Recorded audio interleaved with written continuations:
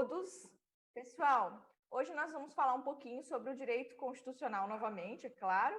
Nós vamos abordar o poder constituinte. Apesar de ser um tema bem introdutório do curso de Direito Constitucional, da disciplina de Direito Constitucional, é uma disciplina muito importante, porque ela vai vincular toda a questão da reforma constitucional, vai entender o processo de alteração da questão do texto constitucional. Então, existem alguns pontos assim que são bem interessantes. Eu fiz assim bem enxuto, mas vocês vão perceber que não ficou nada extenso. E depois nós temos também questões para fixar. Eu peço desculpa se estiver ouvindo algum barulho aqui. Tinha uns cachorros aqui no corredor do prédio. Estou na sala hoje. Estou com visita e aí não pude utilizar o quarto. Mas então vamos lá. Poder constituinte. O que é o poder constituinte? É o poder que se revela sempre como essa questão de força, de autoridade política, numa condição de criar, garantir a mudança constitucional ou eliminar parte do texto constitucional. Então, ela vai alterar, assim como também vai criar ou vai também servir para excluir parte de um determinado texto constitucional. Então, é aquele poder que tem a capacidade, nós podemos chamar de competência, de modificar, de alterar ou de criar ou também de eliminar parte do texto constitucional. É chamada, nossa Constituição, chamada de lei fundamental da comunidade política, norma maior, carta máxima, carta política. Vocês vão ver muitas referências ao texto constitucional com nomes assim que são sinônimos, não quer dizer Constituição em si, mas vem aí como carta máxima, lei fundamental, norma maior. Vocês vão encontrar todos esses sinônimos sendo utilizados para poder constituinte. De quem que é a titularidade do poder constituinte? É do povo, tá? Pertence ao povo. Então, o titular do poder constituinte é o próprio povo, já que a Constituição é o documento que vai estruturar o próprio Estado. E o Estado, ele é governado através dos representantes do próprio povo. Então, o titular desse direito é o próprio povo. E aí está lá garantindo-se isso na nossa Constituição, no artigo 1º, que diz o seguinte: todo poder emana do povo, que o exerce por meio dos seus representantes eleitos diretamente, nos termos diretamente, ou representantes eleitos, porque nós temos aqui no Brasil, só para vocês lembrarem, uma democracia semi-direta, porque nós temos algumas figuras de democracia direta, que é o plebiscito, referendo, iniciativa popular, e nós temos também democracia indireta, que é o caso em que nós chamamos também de democracia representativa, que é aquela que nós elegemos os nossos representantes para tomar as decisões em nosso nome. Então, nós temos essas duas figuras, por isso que a nossa forma de democracia é chamada de democracia semidireta ou participativa. Tá? Então, semidireta porque ela tem grande parte das figuras de democracia indireta e tem também algumas figuras de democracia direta. Quando que o poder constituinte ele vai atuar?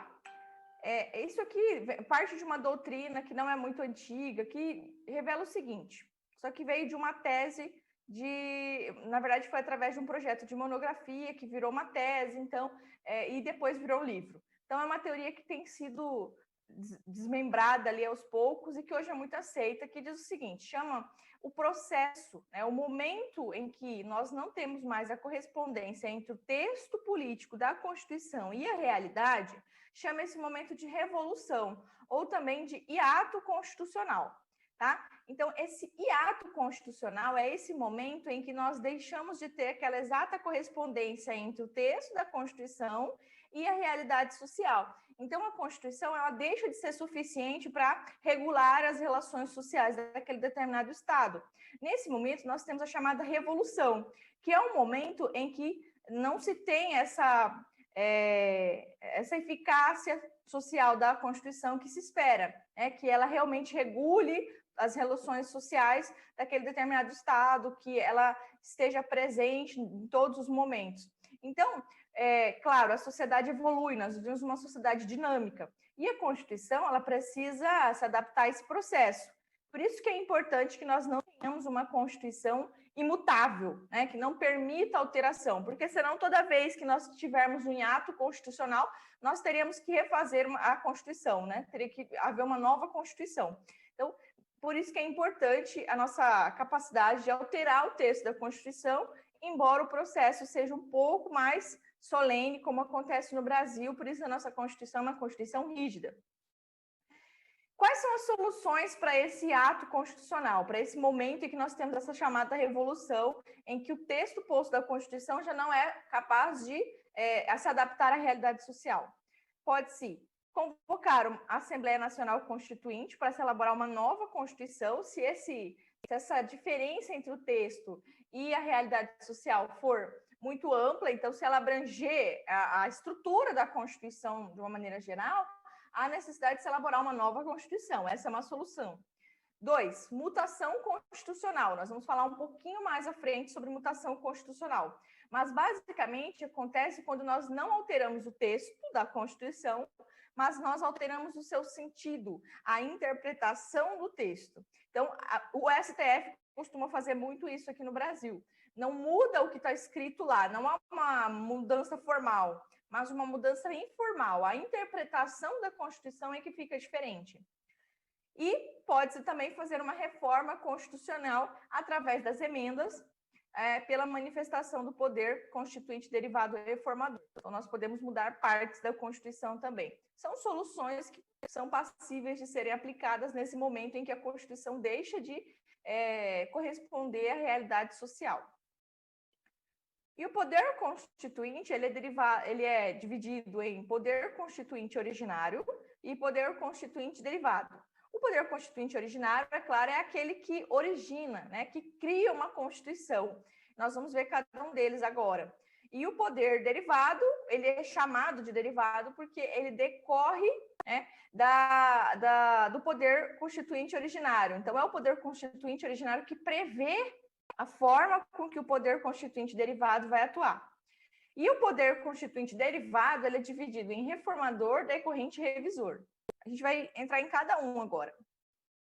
O poder constituinte originário, também chamado de inicial, inaugural, genuíno ou de primeiro grau, normalmente o concurso vai cobrar mais, o poder constituinte de primeiro grau. Você tem que saber que é o constituinte originário, ele é o primeiro a estabelecer critérios, a estabelecer o próprio texto da Constituição. Ao se manifestar, ele rompe por completo com a ordem jurídica anterior. Então, quando nós temos uma manifestação do poder constituinte originário, nós temos uma completa ruptura até as estruturas normativas que existiam até aquele momento e a criação, a fundação de uma nova Constituição. Esse momento, para os constitucionalistas, até são chamados de um novo nascimento do Estado, um renascimento do Estado, já que a Constituição é o documento que dá origem àquele Estado. Então, os constituintes entendem que sempre que nós temos uma nova Constituição, nós temos o surgimento de um novo Estado. Se vocês olharem, inclusive, o Brasil, dentro das diversas constituições que teve, ele já recebeu diversos nomes. Já foi a Constituição do Império do Brasil, nós já fomos Confederação dos Estados Brasileiros, agora nós somos da República Federativa do Brasil. Então, a Constituição pode, inclusive, trazer uma nova nomenclatura para esse determinado Estado. Então, quando ele se manifesta, ele rompe com aquilo que se tinha até ali. Por isso, ele é totalmente desvinculado com aquilo que vigora até naquele momento. Por isso, ele é chamado de ilimitado. Então, ele não sofre limitações. Ele tem o poder por completo, sem nenhuma limitação, sem nenhuma restrição. Ele vai poder elaborar essa Constituição sem precisar seguir nenhum critério pré-estabelecido. Então, ele sai desse estado de latência que se tinha até então e entra num novo momento constituinte. As características desse poder, eu já citei, que é ser ilimitado, ele também é incondicionado, ele não sofre nenhuma condição, e ele é inicial, porque ele dá o pontapé inicial, aí começa uma nova Constituição, então é através dele que vai ser elaborado essa nova Constituição com os critérios que ele próprio estabeleceu, poder constituinte originário, por isso o nome, né? É o primeiro. Em primeiro grau, é aquele que se manifesta. Por exemplo, em 1988, nós tivemos uma manifestação do poder constituinte originário. Lá em 1967, nós tivemos a manifestação do poder constituinte originário. Então, sempre que nós temos uma nova Constituição, nós temos uma manifestação do poder constituinte originário. E aí nós entramos no poder constituinte derivado, que, como o próprio nome diz, ele vem em decorrência do poder constituinte originário. É o poder constituinte originário que vai estabelecer as suas formas. O que nós vamos estudar agora são os modelos que nós temos no Brasil, tá? Por isso que nós temos aqui o reformador, o decorrente e o revisor. Esses três existem no nosso país.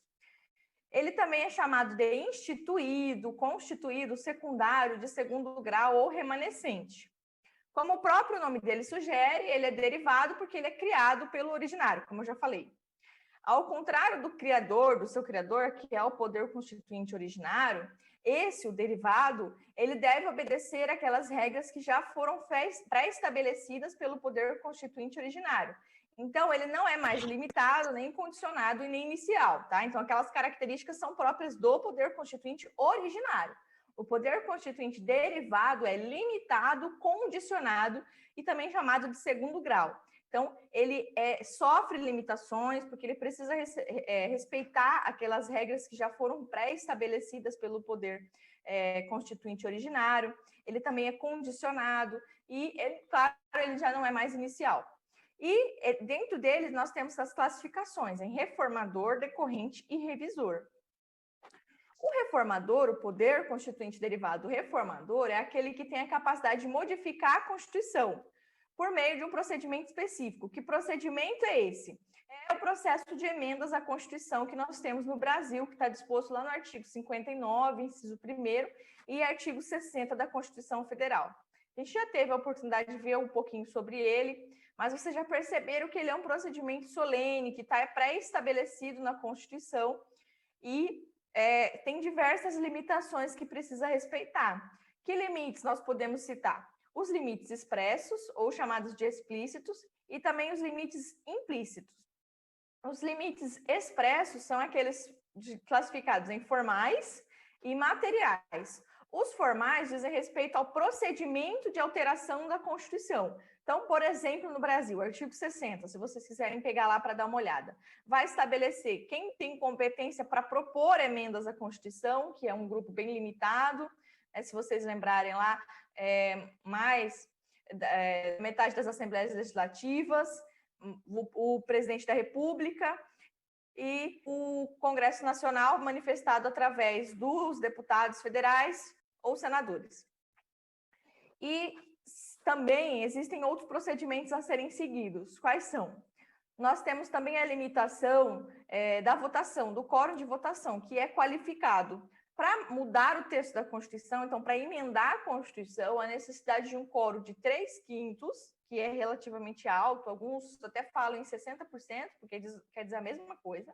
Então, 3/5 dos membros de cada casa do Congresso Nacional em 2 turnos de votação. Então, nas 2 casas, 2 turnos, 3/5 de votos.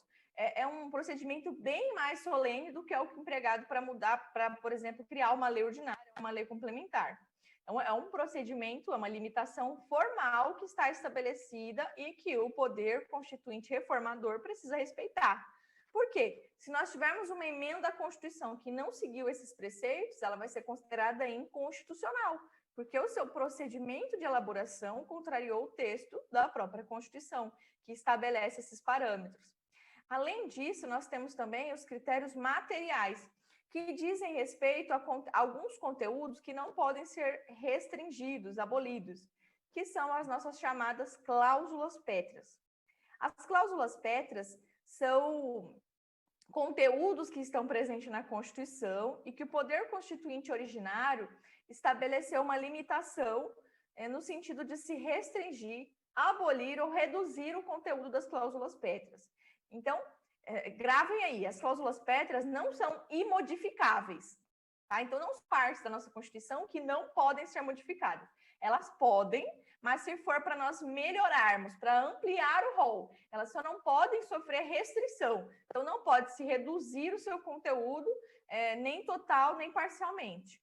E aí nós temos as cláusulas pétreas, que são as expressas, que estão no artigo 60, parágrafo 4º, que, se vocês lembrarem ali, são a separação entre os 3 poderes, a forma federativa do Estado, o voto direto, secreto, universal e periódico, e os direitos e garantias fundamentais.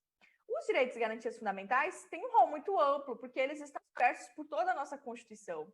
Então, todos os direitos e garantias fundamentais não podem ser abolidos, limitado, condicionado, assim como todos os poderes derivados, constituintes derivados, porque eles têm esses limites pré-estabelecidos.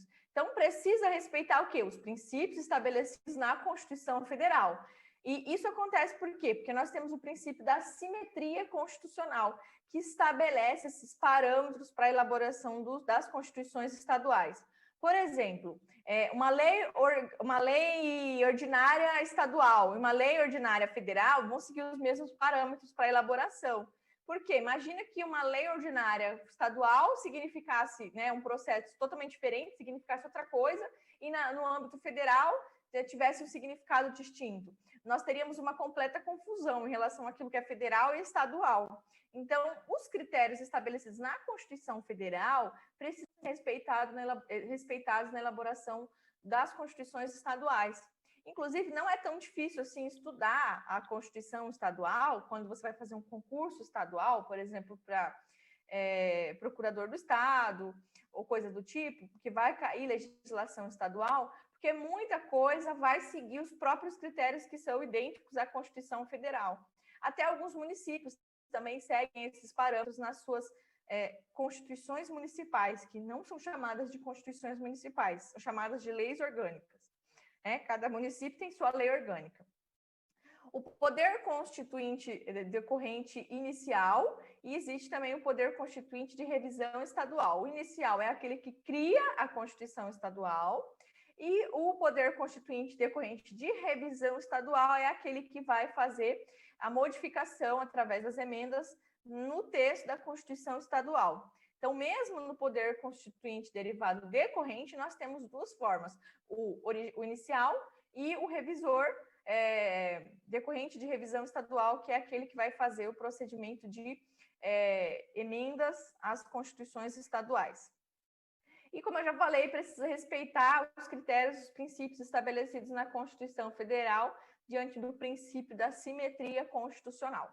Então, ele não é muito complicado, ele só precisa mesmo, vocês só precisam lembrar que ele é um poder que é dado aos Estados-membros, que esses Estados-membros vão poder elaborar e também modificar sua própria Constituição estadual, e lembrar que ele é extremamente limitado, porque ele precisa respeitar os princípios da Constituição Federal. Então, muito embora, às vezes, quando a gente está muito tempo sem ver esse conteúdo, pode gerar uma certa confusão a respeito de nomes. Se você fizer um esqueminha e você só memorizar originário, cria Constituição, você coloca derivado, aí você coloca reformador, capacidade de modificar a Constituição, alterar o texto, emendas constitucionais. Coloca lá, derivado decorrente, conferido aos estados para criar e alterar a sua Constituição estadual. Vai ficando fácil de memorizar. Todos os derivados são ilimitados, são condicionados e são secundários. O poder constituinte derivado decorrente, eu tenho 2 observações para fazer para vocês. Tá? Isso aqui pode mudar diante da doutrina que você está usando. Eu utilizei nessa aula aqui Pedro Lenz, até acho que foi o capítulo dele que eu coloquei no portal para vocês.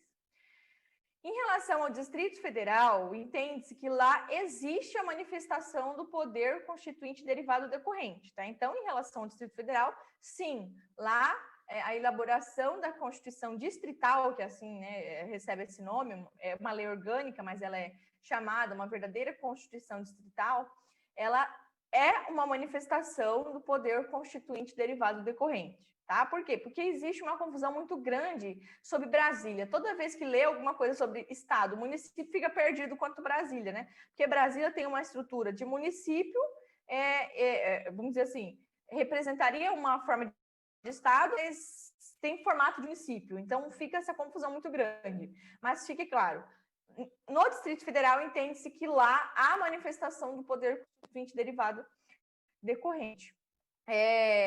Por analogia ao que eu acabei de ler para vocês, que está no artigo 11 da DCT. Já nos municípios, isso é bem claro, isso é pacífico na doutrina. não é uma manifestação do poder constituinte derivado decorrente, tá? Não é estendido aos municípios essa capacidade, porque aqui nós falaríamos sobre um poder de terceiro grau, tá? E o poder constituinte derivado decorrente é um poder de segundo grau. Então, não é uma manifestação desse poder lá nos municípios, não é estendido a eles. Isso é bem pacífico na doutrina, tá? Por quê? Porque os municípios podem ter, né, tem ali acesso à autonomia, mas eles elaboram uma lei orgânica que é chamada ali, né, em tese de Constituição Municipal, mas, assim, pelo amor de Deus, como juristas não usem esse termo, assim, é mais usado como maneira de explicar, é Constituição Municipal, mas município não tem Constituição. Você procurar Constituição do município de Cuiabá na internet, você não vai achar. É lei orgânica do município de Cuiabá, tá? Então, não empreguem esse tipo de linguajar, porque pode ficar confuso. Muitas vezes isso é usado para explicar para uma população menos instruída, né? Do que vocês que sabem que se trata de uma lei orgânica. E o último poder constituinte, que é o derivado revisor, que é utilizado, que foi empregado ali pelo artigo 3º da nossa DCT, que diz sobre uma capacidade de a nossa Constituição Federal sofrer uma revisão após 5 anos de elaboração. Então, foi trazida essa possibilidade de fazer-se uma revisão da Constituição Federal de 88 após 5 anos. Só que no Brasil, essa competência revisional, ela mudou apenas 6 partes da Constituição, trouxe apenas 6 emendas de revisão à Constituição Federal. E ele seria ali realizado, então, como eu já falei, após 5 anos, contado da promulgação, e o que chama muita atenção, que pode ser tema de cobrança, é sobre o processo, o quórum de votação, que é totalmente diferenciado do quórum de emendas à Constituição Federal. Lembra da emenda à Constituição, em que nós temos que ter 3/5 em 2 turnos nas 2 casas? Acho que isso vocês não vão esquecer mais, de tanto que eu falo. Para fazer essa revisão à Constituição após 5 anos, que já aconteceu, é claro, ela teria ali como quórum a maioria absoluta dos membros do Congresso Nacional, e a sessão foi unicameral. Então, foi uma única sessão das 2 casas, diferentemente do processo de emenda à Constituição Federal. Então, não foi muito, assim, aquilo que se esperava, mas ela foi uma possibilidade que foi trazida para o caso de a Constituição Federal de 1988 tivesse muitos problemas a ser resolvidos. Então, o que foi estabelecido? Até esses 5 anos, não era autorizada a realização de emendas à Constituição. Então, até lá, não podia mudar nada. Aí, naqueles 5 anos, fazia-se uma revisão e, após esses 5 anos, então, ficou liberada o processo de emenda à Constituição Federal, e de lá para cá nós já tivemos tantas, né? Muito embora o processo seja mais solene, ainda assim nós temos muitas. Imaginem se nós tivéssemos um procedimento comum, como é o caso das leis ordinárias, né? Nós não teríamos mais nada do que era da Constituição original, só as cláusulas pétreas. E aí, eu vou citar para vocês algo que é bem, assim, de cada doutrinador, essa nomenclatura de chamar poder constituinte difuso, tá? Tem alguns que não aceitam essa nomenclatura, mas para vocês saberem, se algum dia alguém falar para você poder constituinte difuso, vai falar, o que é isso? De onde saiu isso? Eu só sei do poder constituinte originário decorrente. O decorrente é dividido em reformador, decorrente e revisor. Não sei o que é isso. Então, para vocês ficarem cientes do que é, se trata do processo de mutação constitucional, muito, muito, muito empregado hoje no Brasil, que é um procedimento informal que muda não o texto da Constituição, mas a interpretação, muda a maneira com que aquele contexto vai ser aplicado, né? Então, há aqui um processo de modificação informal da Constituição que muda apenas a interpretação, o modo como a aplicação da Constituição vai ser realizada. O texto é o mesmo, mas o sentido que é atribuído é outro. Como a norma não se confunde com o texto, repara-se aí que uma mudança da norma mantendo-se o texto. Quanto a isso, ocorre no âmbito constitucional, fala-se que aconteceu mutação constitucional. Um exemplo que eu posso falar para vocês, fala-se sobre a proteção do artigo 5º, que foi garantida aos brasileiros, e depois sofreu mutação e foi estendida também aos estrangeiros que estão de passagem no Brasil, tá? Então, em relação à proteção dos direitos e garantias fundamentais, elas não são somente dos brasileiros, ela é estendida também aos estrangeiros que estão morando no Brasil, os residentes, assim também como os estrangeiros que estão de passagem no Brasil. Vamos supor que um estrangeiro, um americano, veio para o Brasil, está passando o carnaval lá em São Paulo e, de repente, ele é preso. Uma garantia fundamental que nós temos na Constituição Federal é a possibilidade de utilização dos remédios constitucionais. Um deles, o habeas corpus. Então, vamos dizer assim, esse estrangeiro, ele não tem o direito de impetrar um habeas corpus, já que ele não tem as garantias do artigo 5º da Constituição Federal, muito pelo contrário, tá? Então, embora a Constituição Federal não traga por expresso essa extensão que é feita aos estrangeiros residentes e de passagem aqui no país, que estejam por aqui, ela é aplicada a todos, tá? Porque mudou-se a interpretação da Constituição quanto a esse determinado ponto. E isso estende-se para várias outras questões. Por isso, turma, é que você tem que estudar jurisprudência, súmula para concurso, porque você tem que entender como que os tribunais aplicam aquele conteúdo, porque muitas vezes a própria letra, só a letra por si só, não vai garantir a aplicabilidade exata como tem sido realizada. Então, também é importante citar que mesmo o poder constituinte difuso, que faz essa mutação do texto da Constituição, sofre limitações, tá? Que é o respeito aos princípios estruturantes da própria Constituição Federal. Eu achei que tinha trazido um esqueminha aqui, mas eu não trouxe no final, então só para a gente... Eu tenho algumas questões para a gente revisar, vou ir rapidão lá para elas, mas só para a gente finalizar. O poder constituinte é esse poder que vai acontecer diante de um hiato constitucional, uma situação em que o texto da Constituição não condiz, não está mais se adaptando à realidade social. Nós teremos, então, algumas possibilidades. Nós podemos utilizar-se do poder constituinte originário, quando esse processo de revolução for amplo e abranger toda a Constituição, então nós vamos ter uma ruptura daquele ordenamento anterior e vamos criar uma nova Constituição. E nós podemos utilizar-se também do poder derivado através das suas diversas figuras para alterar o texto da Constituição Federal, adaptando ela à realidade. Pode ser utilizado o poder derivado reformador, que é aquele que é realizado através das emendas à Constituição Federal, que muda o texto da Constituição, respeitados os limites expressos e implícitos também da Constituição. O poder derivado decorrente, que é aquele que é conferido aos estados para criar a sua Constituição Estadual, assim também como modificar a sua Constituição Estadual.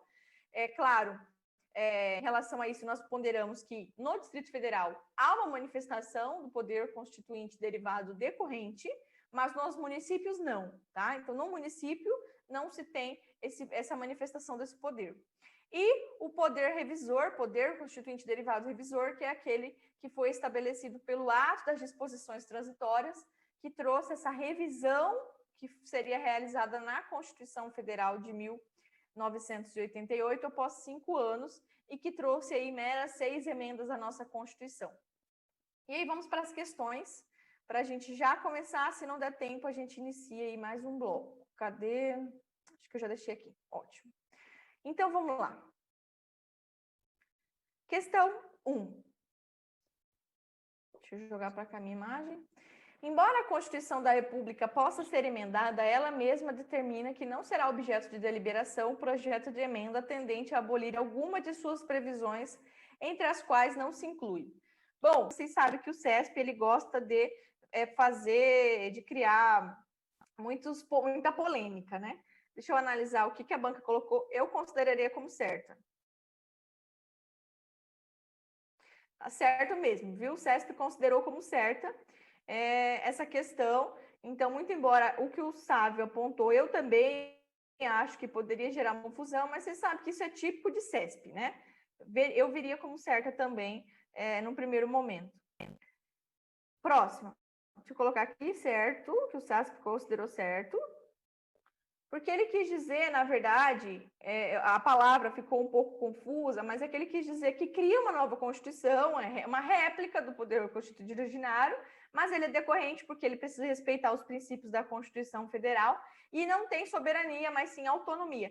Isso é muito interessante. Lembra lá de ciência política que a gente falava? Gente, soberania é única. A soberania só tem uma, o Estado todo. O Estado, como palavra país, é que tem soberania. Os Estados-membros têm autonomia. Eles são autônomos, eles podem criar, ter o seu poder de auto-organização, tanto de auto-administração, mas eles não são soberanos, eles são limitados ao Estado federativo. No que se refere ao poder constituinte, julgue os itens subsecutivos. O poder constituinte originário é autônomo e se esgota com a edição da nova Constituição. E aí? O que vocês acham? Sério, eu acho que eu colocaria certa, turma. Ele é autônomo, tá? Então ele não tem limitação nenhuma e se esgota com a edição da nova Constituição. Claro, cada vez que nós tivermos uma nova Constituição, nós tivemos a manifestação do poder constituinte originário. Mas hoje, no Brasil, nós temos poder constituinte originário ativo? Não, ele aconteceu durante a realização da Constituição de 1988. Então, ao meu ver...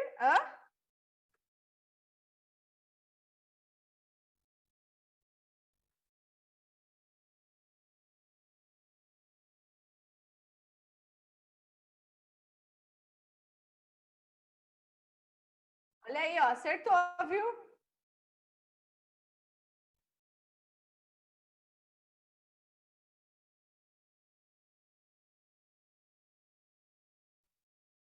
Exato.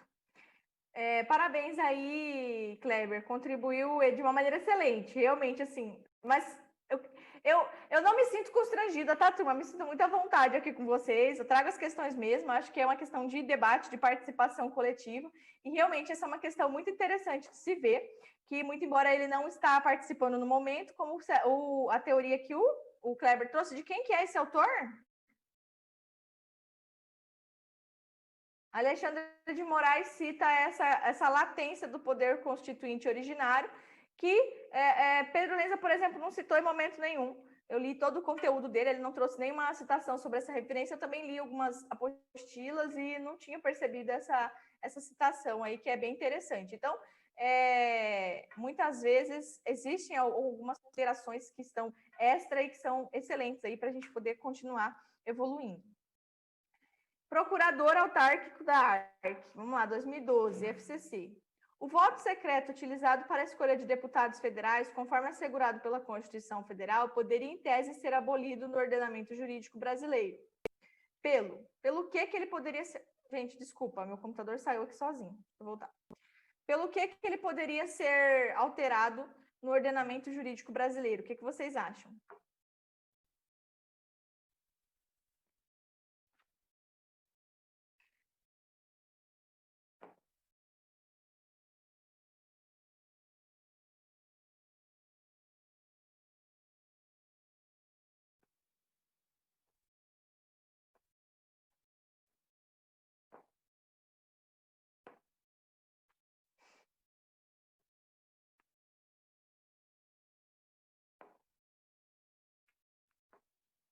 Pessoal, o voto secreto utilizado pelos deputados não constitui cláusula pétrea, tá? Não é uma cláusula pétrea, porque, na verdade, é a exceção. Se vocês lembrarem, a regra é que a manifestação deles deve ser pública, né? Então, os deputados federais, eles devem se manifestar como regra de maneira pública, salvo em situações excepcionais em que eles podem vir a se manifestar de maneira secreta. Então, não é cláusula pétrea, tá? Não confunda o voto secreto universal e periódico que é conferido a todos com o voto secreto que é dado aos deputados estaduais. Então, vamos lá. Se não é uma cláusula pétrea, ele pode ser abolido do ordenamento jurídico brasileiro através do quê? Do poder constituinte originário, é claro, e pelo poder constituinte derivado reformador também. Então, essas duas formas podem abolir o voto secreto utilizado pelos deputados federais. Não é cláusula pétrea, tá? A regra da manifestação do poder público é que ele se manifeste de maneira pública, né? Que os atos sejam públicos, que as pessoas possam acompanhar, para que a gente tenha uma boa fiscalização.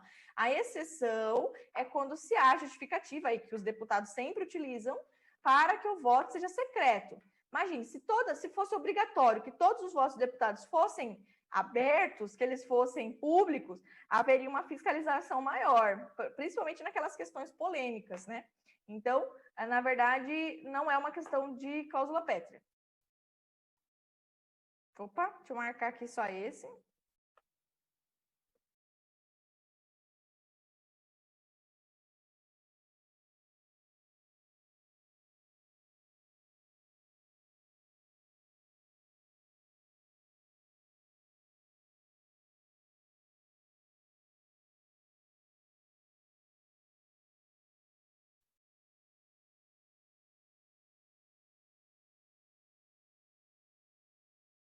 Bem visto. Passei correndo aqui. Deixa eu analisar. O voto secreto utilizado para a escolha dos deputados. Ótimo. Exato. Se nós olharmos assim, então, não é o voto dos deputados, é o voto para a escolha dos deputados. Exato. Essa palavra aqui me pegou. Então, o voto utilizado para a escolha dos deputados federais, conforme assegurado pela Constituição Federal, poderia, em tese, ser abolido pelo ordenamento. Em tese, exato.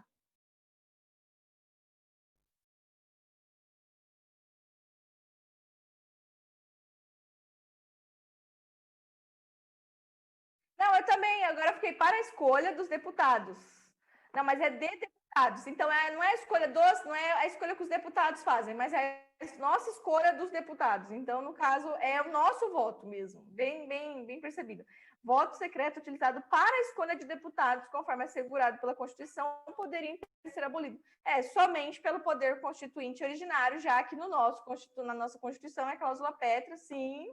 Então, nesse caso, exato, não pode ser através do poder constituinte reformador, senão vai ser inconstitucional. Mas é bem essa questão que você citou. Exato. Na verdade, é o nosso voto usado para escolher os deputados federais. E não o voto que eles fazem lá dentro da casa da Câmara dos Deputados.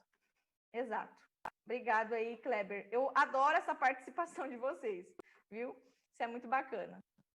Bem visto como realmente é uma questão de parar e ler devagar mesmo, utilizado para a escolha de deputados federais. Defensor público de classe inicial, vamos ver. No que se refere ao poder constituinte, é incorreto afirmar. Vamos ver. O que é incorreto?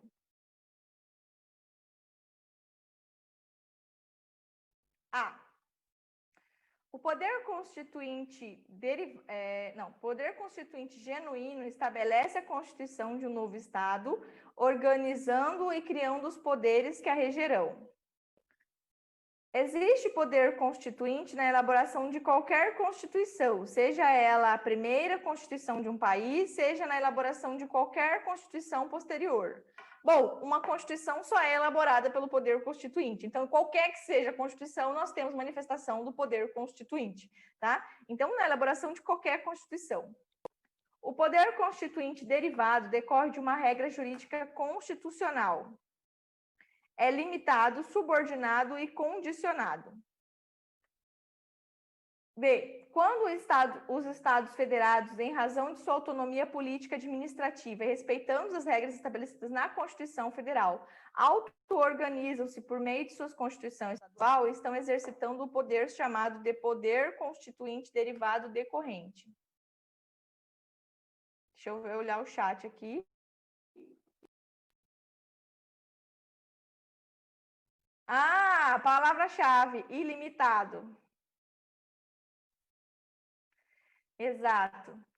Está escrito ilimitado. Já estava olhando aqui a questão D, para mim também estava tudo certo. Já estava pensando aqui, o que foi que tem o erro aqui nessa questão? Mas revisando, poder constituinte derivado decorrente. Tá vendo, turma? É uma letra. Uma letra. Ele é limitado, porque ele é limitado à Constituição Federal, né? Ele é subordinado e condicionado. Então, uma letra vai mudar a sua prova, vai mudar a sua questão lá para defensor público. Poder constituinte genuíno estabelece a constituição de um novo Estado, organizando e criando os poderes que a regirão, certo? O poder constituinte na elaboração de qualquer Constituição, seja ela a primeira Constituição do país, seja na elaboração de qualquer Constituição posterior, exato.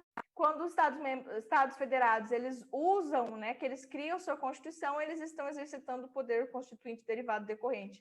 Então, exato, que está ali, o erro está na questão C, porque ele falou ilimitado, e na verdade nós temos poderes limitados. Turma, eu quero pedir desculpa para vocês se eu, por alguma questão, talvez aí, em relação à turma. Hoje eu estou assim, com a cabeça bem avoada mesmo, sinceramente. Mas muito obrigada pela participação de todos. Acredito que a gente cresceu junto, essa disciplina é muito, muito importante e ela pode ser cobrada de diferentes maneiras. Por isso eu considero muito interessante a gente fazer essas questões, porque a gente cresce demais. Eu adoro responder questão, tá? Muito obrigada aí pelas mensagens no chat. Vamos deixar o próximo assunto para a semana que vem, que é sobre a eficácia e aplicabilidade das normas constitucionais. Ela é bem curtinha, foi uma aula que eu gravei, assim, eu levei acho que 15, 20 minutinhos para gravar, já deixei no portal, então vocês assistem, e eu vou produzir mais um material para que daí, se nós passarmos meio rápido por esse conteúdo, a gente poder ver 2 conteúdos num dia só, tá? Obrigada aí pela participação de todos. Fiquem com Deus.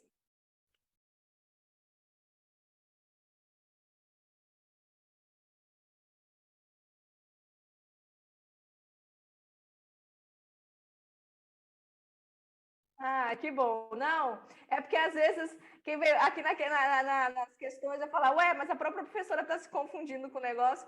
É porque, sinceramente, eu trouxe as questões aqui e eu não olhei o que a banca tinha cobrado, então existem algumas palavras que podem nos confundir mesmo. Mas fiquem com Deus, uma boa semana. Eu sou muito grata de estar aqui com vocês, eu gosto demais dessa turma e acho que a gente vai crescer muito, muito, muito nessa matéria.